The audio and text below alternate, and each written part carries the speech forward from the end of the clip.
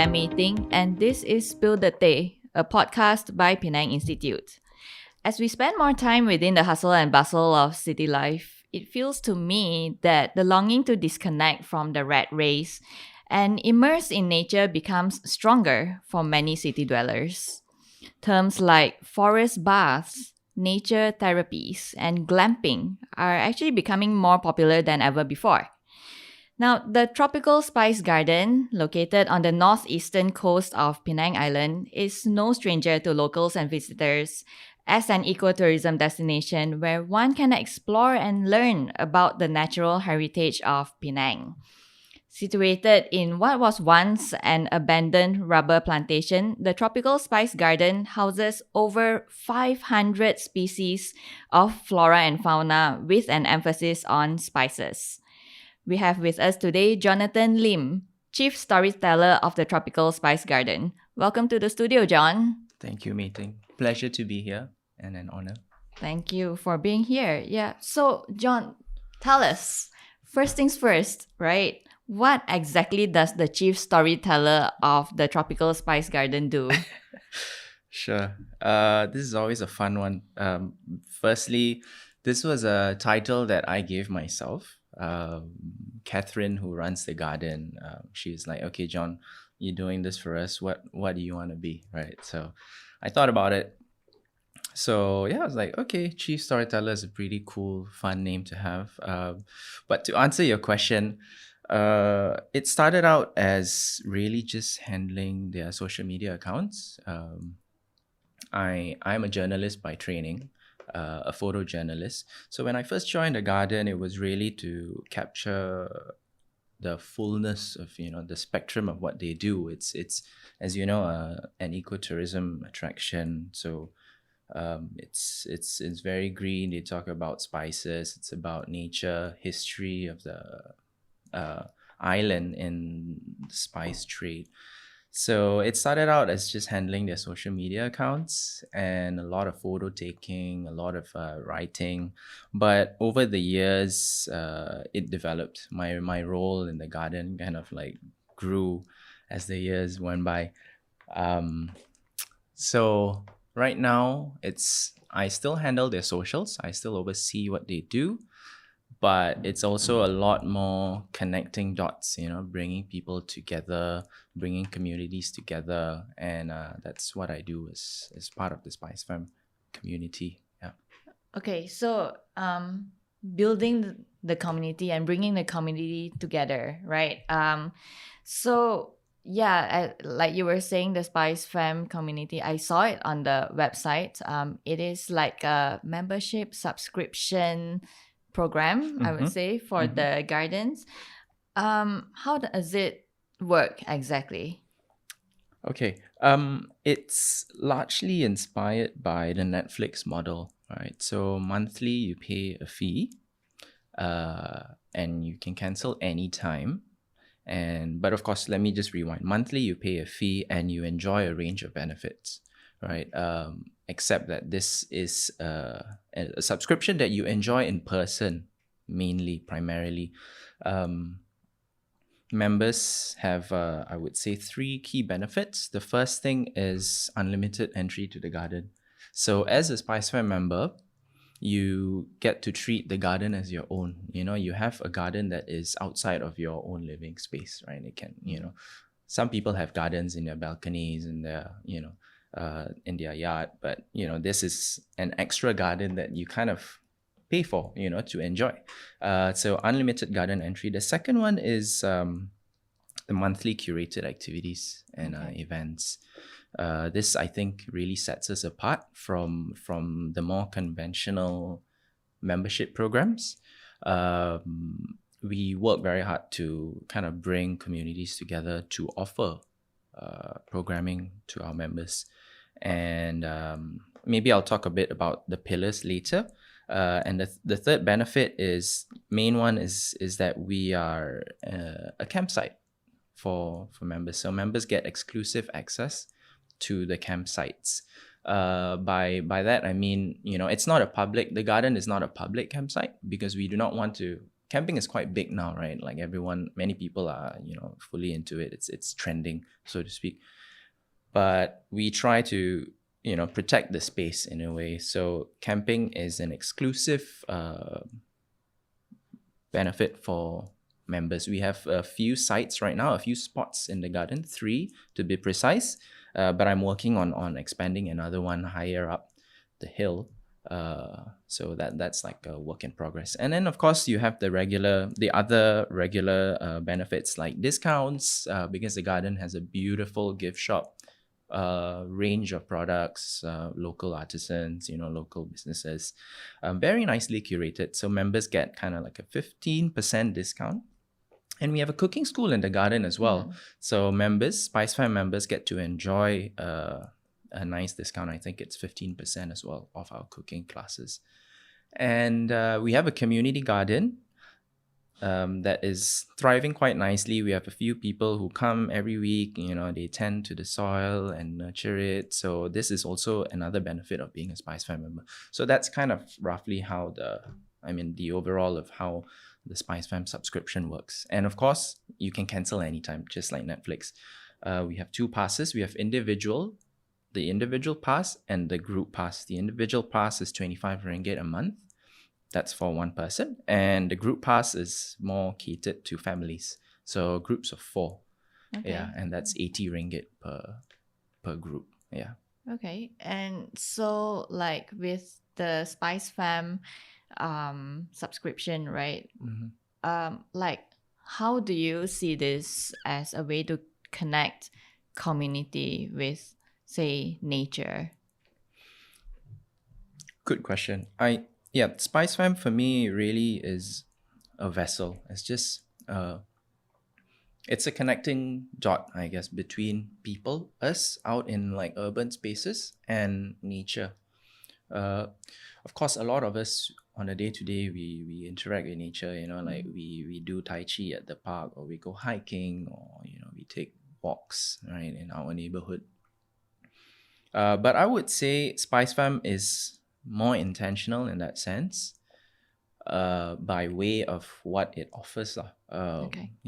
Our events, our curated activities, which are really lovely, and there are not many other places or spaces that offer what we do in such a beautiful setting. And I always tell people, like nature makes it easy. You take a photo of yourself in the city, you kind of have to find a nice spot. Maybe you have to find like a mural, or like an installation, or but in nature it almost feels like it's the perfect backdrop. You don't have to try hard. It's beautiful, it's healing, it's rejuvenating. So I really see Spice Fam as just bringing people as a medium that kind of brings people closer to nature.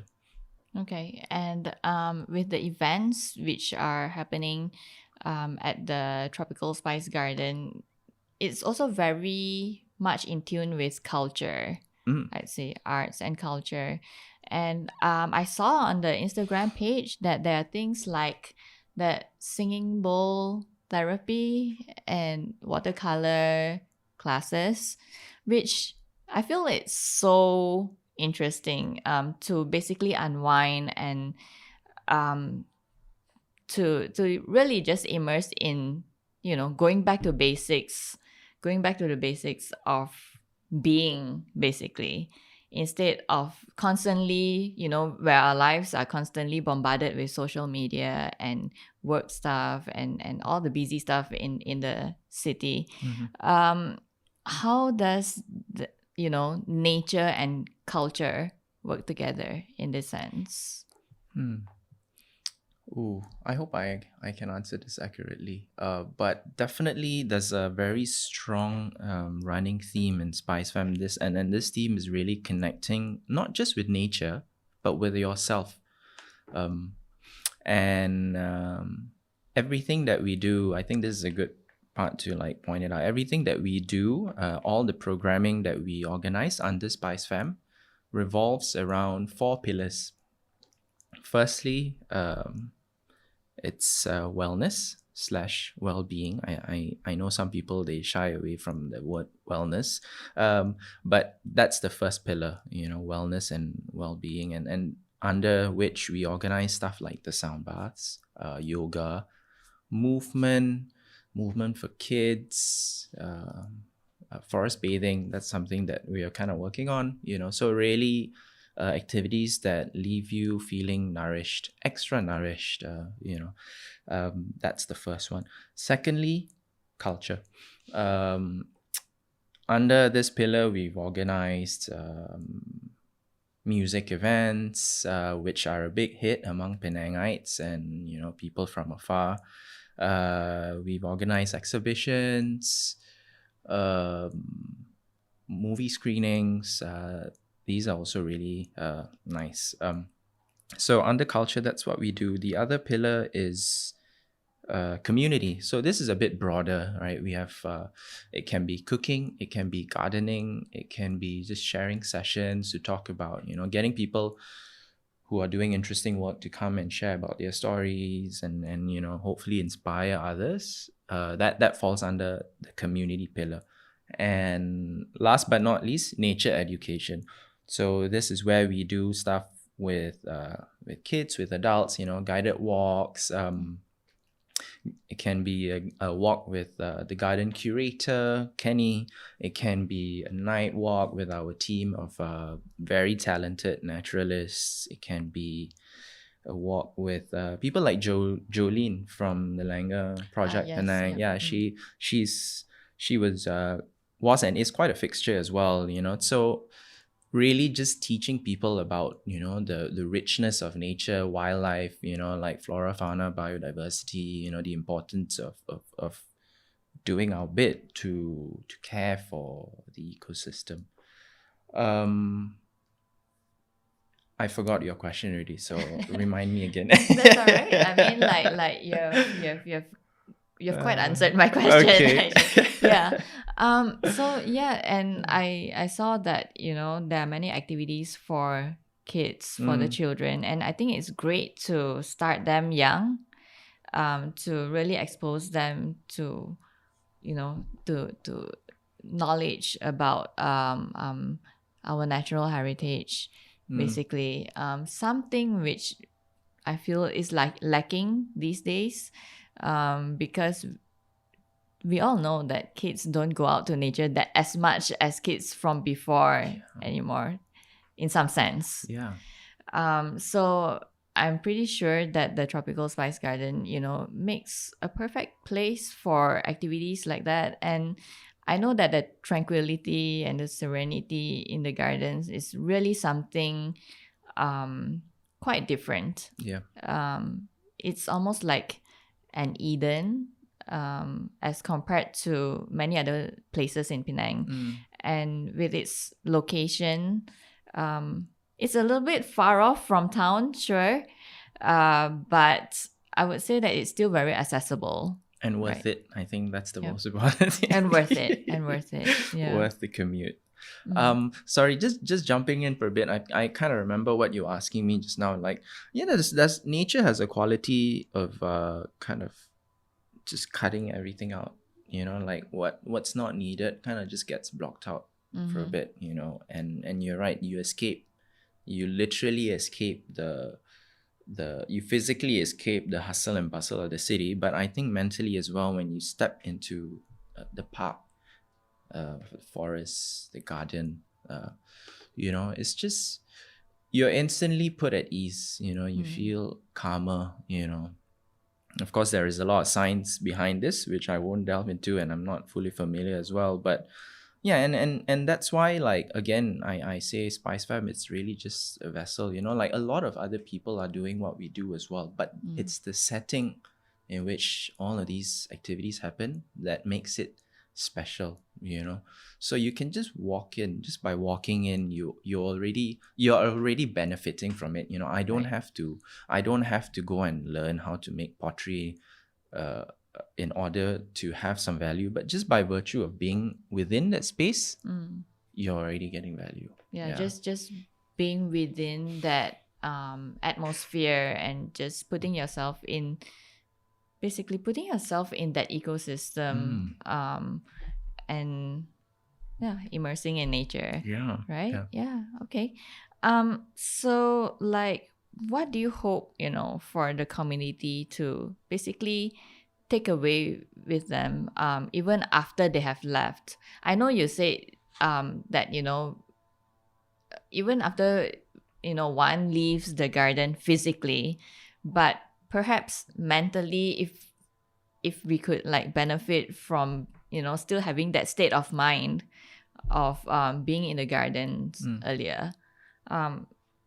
So yeah, what do you hope for the community to bring with them even after they have physically left the garden?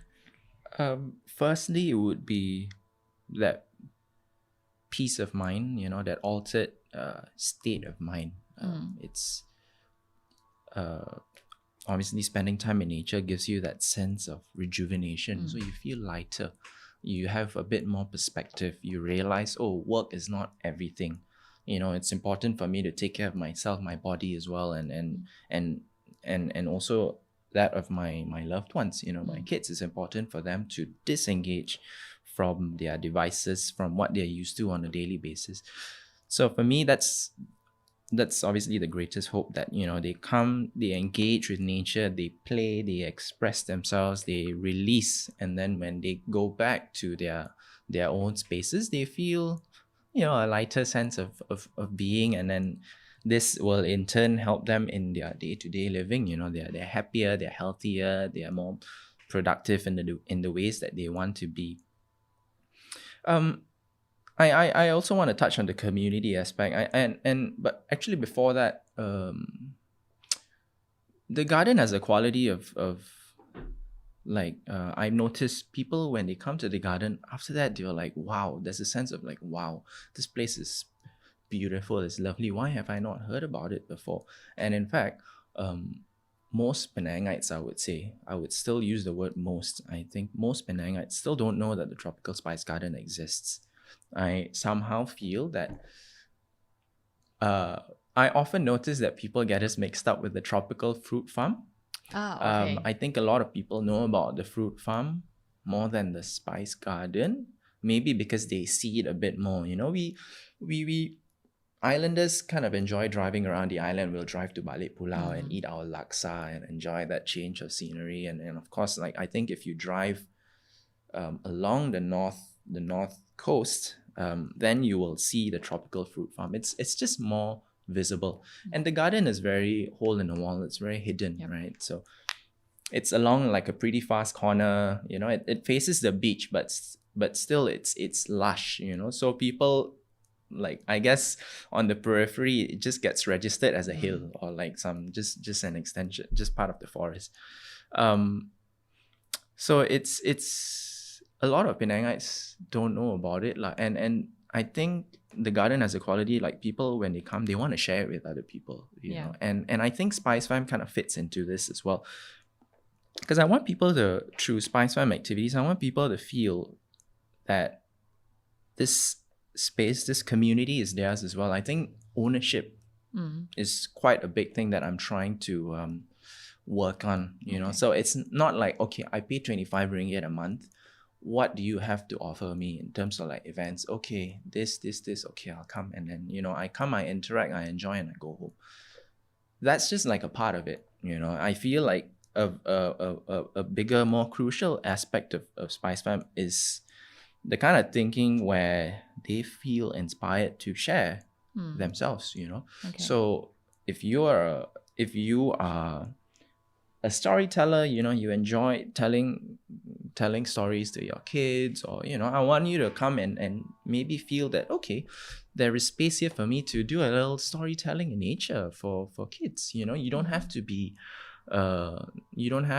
certified or anything, but I think it's that intention is that it's more important. Obviously we vet through, you know, who we work with, but at the same time, we're very open, you know. Our stance is very open, and that's why we have such a wide variety of activities, from sound bath to pottery, to film screenings, to movement for kids, you know, yoga for kids, which I think is not very common as well. So there's always this sense like there's this space or this spirit of allowing things to happen, being open, one thing leading to another.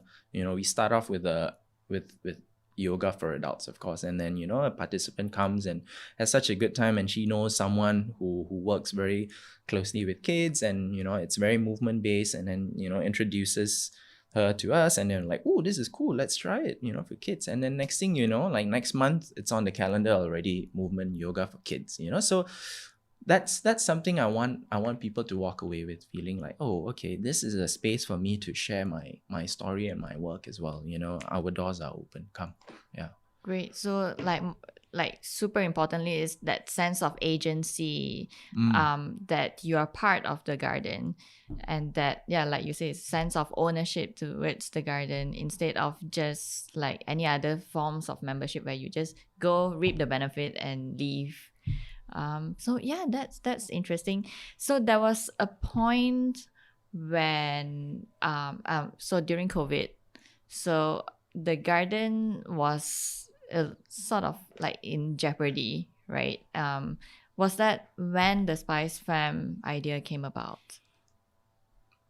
Yes, that was when the idea came about, and we were in deep trouble, very deep waters, because we are a tourism attraction, right? Yeah. And the garden has always relied not just on, to make matters, I would say, worse, is that most of our audience, the market, are mostly like foreign tourists. Okay. We don't have people from Penang who will wake up one day and be like, oh yeah, I want to go and visit the Spice Garden. Like even so out of towners, yes, but still the bulk of it, and also people with the spending power, like are foreign tourists, like Western tourists, or like from the Arab world, China as well. So it was like double trouble for us. Like, firstly, the tourists are not coming, and secondly, like, even the local tourists don't even know about us. So that was a really dark period for us, but it was within that time that I kind of saw the light, of Spice Fam being something that could potentially help the garden. And it was the building block was already there. We had this thing called Spice Friends, right, which was the average conventional membership program. You would pay X amount of ringgit per year, and then you can enjoy some benefits, but it's a very passive thing, right? Spice Fam came about in, I think, May of 2020. And I think when the pandemic hit, and I started to get a sense of, it's gonna be like this for quite a while. I kind of like almost my mind went into overdrive, and I had already started like sketching the idea of, like, how can we come up with something different. It's so important to stand out, and especially in times like that, you have to do something differently, because everyone's in overdrive to save themselves.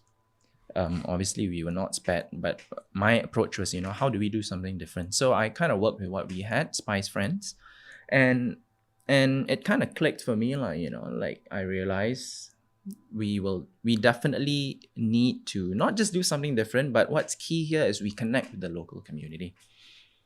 This is our opportunity to connect with the people of Penang, to connect with Malaysia, the people of our own land, to let them know that we exist, and we are not just here. We are not just a business, but we are a space that can help you in these tough times. It's just being in nature. We talked about it just now. So I really wanted to kind of create or introduce the people to this space, and that's how Spice Fam came about. I just connected a few dots and realized there is a gap here, and now with the pandemic, like, more people want to be outdoors, right? More people want to interact with nature and do things outdoors.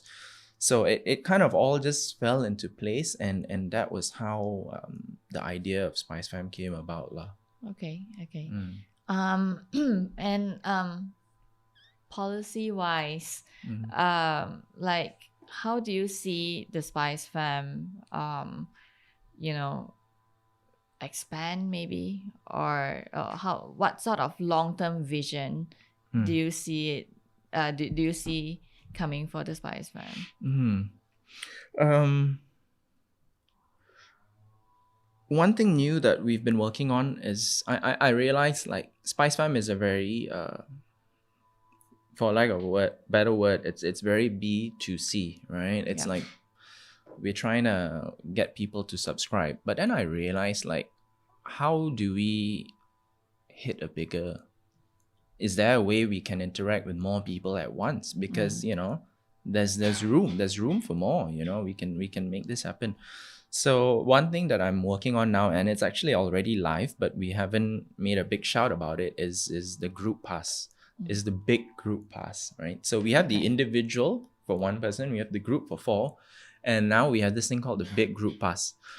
So where this is special is the people that I had in mind for the big group pass, the groups that I had in mind are like organizations, companies, schools, communities. The idea is it's almost like a corporate pass lah, if you will, where you pay, where a business pays for this amount and all its employees can come and enjoy the benefits, so it's bigger gains, and more people get to enjoy it. And so I'm not sure if this answers your question, but I'm trying to cast a wider net, because we actually, the garden, I'm not sure if you know, but it's actually quite a desirable space for like team building events. School groups like to come and then they do their activities for kids, and we, of course, we curate these activities for the groups. For adults, it's often like a scavenger hunt or like a cook-off challenge, a guided walk, and then for kids, it's more like fun play-based activities.